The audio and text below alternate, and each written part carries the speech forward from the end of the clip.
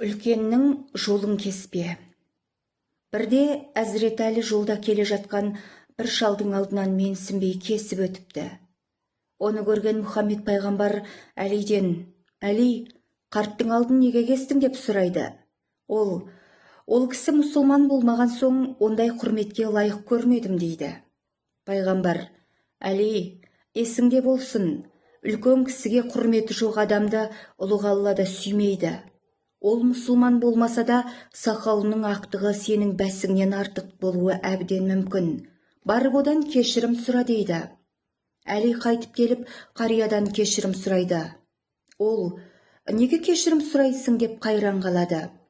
«Мен тәкаппарлықпен жолыңызды кесіп өттім, сізді менсінбедім» дейді.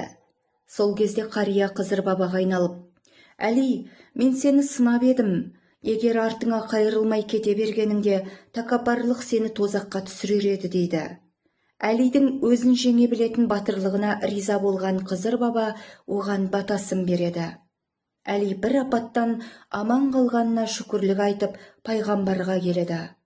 «Расул, әй Әли, мен саған ол қарттың сенен бәс артық деп айтып едім ғой.